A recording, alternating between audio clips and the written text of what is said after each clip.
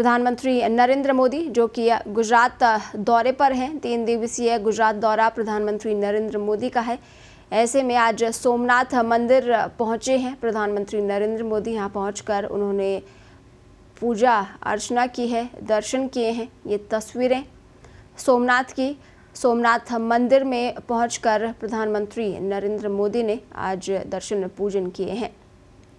देश का ऐतिहासिक मंदिर सोमनाथ मंदिर, जहां पर आज प्रधानमंत्री नरेंद्र मोदी की शुरुआत हुई है। दिन की शुरुआत उन्होंने सोमनाथ मंदिर से की है। विशेष पूजा अर्चना करते हुए आज दूसरा दिन पीएम मोदी का गुजरात दौरे पर हैं। 3 दिवसीय गुजरात दौरा है और आज दूसरा दिन है।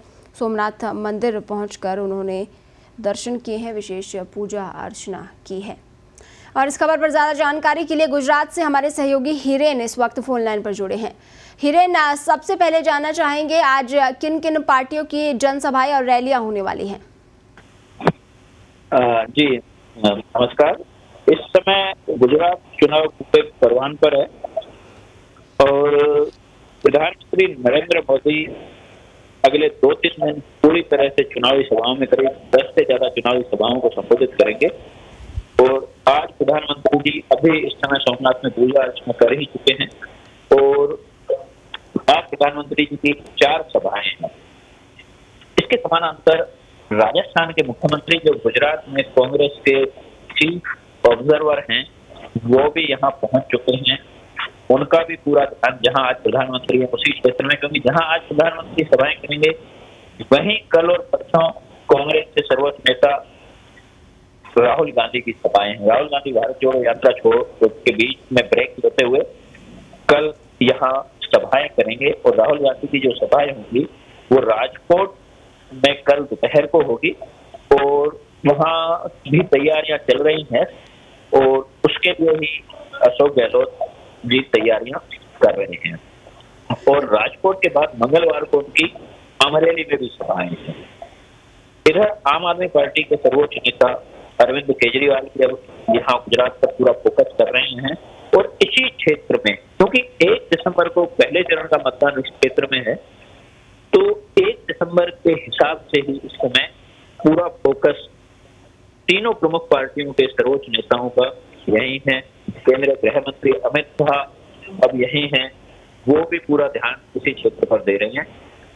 आज क्योंकि रविवार है तो रविवार बहुत महत्वपूर्ण रहता है, क्योंकि छुट्टी का दिन है। लोगों का एकत्रीकरण से लेके फोकस भी चुनावी चर्चा पर रहता है।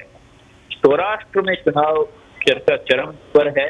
शेष गुजरात में अभी धीरे धीरे माहौल परवान पर आ रहा है।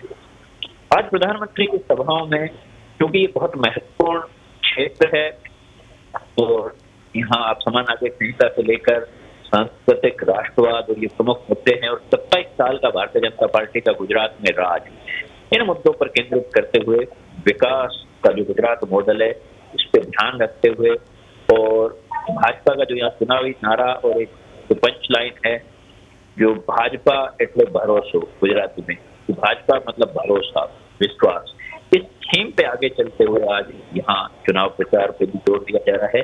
लेकिन विपक्ष खासकर कांग्रेस और आम आदमी पार्टी पूरी तरह से भाजपा के इस 27 साल के राज को गुजरात में न केवल फेल बता रही है बल्कि इस समय उनका पूरा जोर इस पर है कि भाजपा गुजरात में नेतृत्व विहीन है। अगर प्रधानमंत्री देश संभाल रहे हैं तो गुजरात को कौन संभालेगा।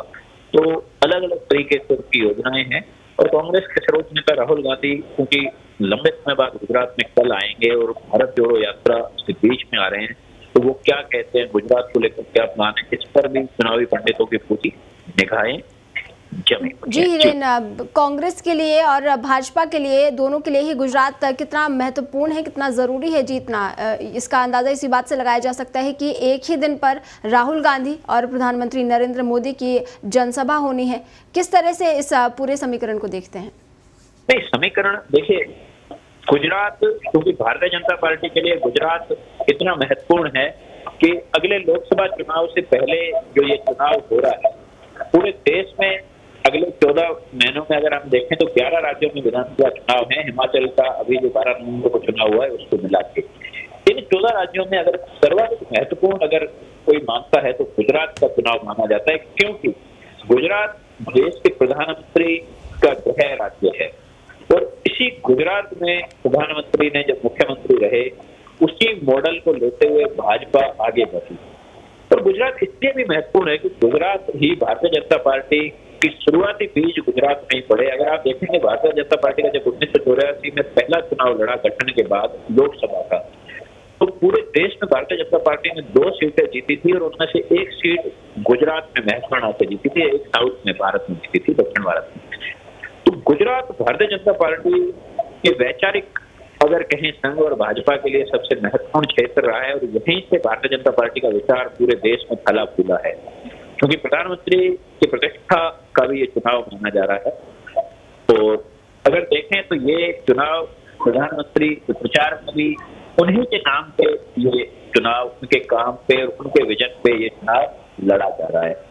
भारतीय जनता पार्टी के लिए इससे महत्वपूर्ण है। दूसरी तरफ अगर हम देखते हैं तो कांग्रेस के लिए, क्योंकि कांग्रेस गुजरात को बहुत महत्व इसलिए देती है कि कांग्रेस ने पिछले 2017 के विधानसभा चुनाव में बीजेपी के लिए बहुत मुसीबत खड़ी की थी और भारतीय जनता पार्टी पहली बार गुजरात में 99 से नीचे, पहली बार अर्थात जब प्रधानमंत्री नरेंद्र मोदी ने जब गुजरात की कमान संभाली थी उसके बाद 2017 के चुनाव में बीजेपी की नाक में दम किया था और बीजेपी को कांग्रेस ने 99 सीटों पर रोक दिया था।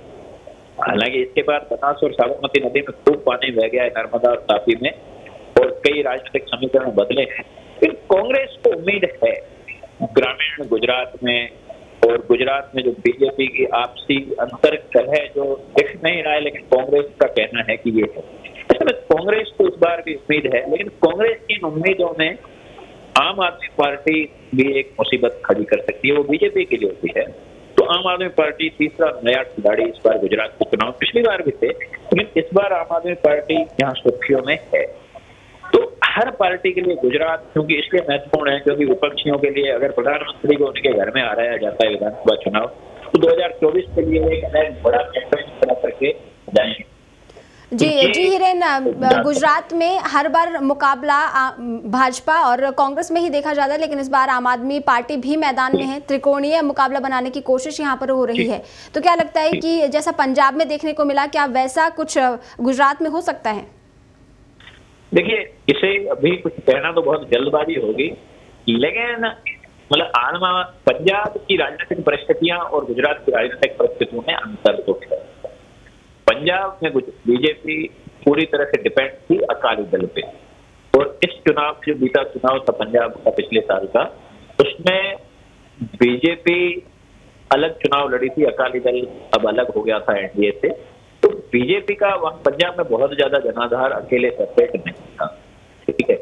लेकिन गुजरात, वहां आम आदमी पार्टी ने जो क्लीन स्वीप किया है उसको हम गुजरात में एज इट इज देख नहीं सकते, क्योंकि राजनीति में 2 और 2 4 नहीं होते। क्योंकि पंजाब के समानांतर जब उत्तराखंड में चुनाव हुए थे तो आम आदमी पार्टी वहां खाली हाथ गई थी।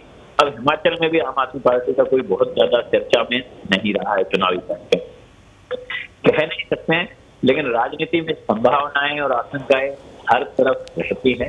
ऐसे में इस चुनाव के नतीजे जो चुनाव विश्लेषक जो सैफोलॉजिस्ट हैं उनके लिए भी बहुत निगाह वाले हैं, महत्वपूर्ण माना जा रहा है। आम आदमी पार्टी, क्योंकि शहरी गुजरात में दावा किया जा रहा है आम आदमी पार्टी की ओर से कि उनका प्रभाव जबरदस्त है। सूरत में जो स्थानीय निकाय के चुनावों में उनकी परफॉर्मेंस थी वो उनके लिए बड़ी उम्मीद की किरण है। तो हल्के में तो कोई भी उनको नहीं आंक रहा है, लेकिन इस समय प्रकट तौर पर सीधा मुकाबला कांग्रेस और भाजपा में देखा जा रहा है।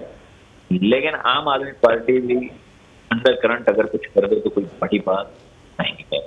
लेकिन आम आदमी पार्टी का खतरा विश्लेषक कांग्रेस के लिए ज्यादा बता रहे हैं बनस्पत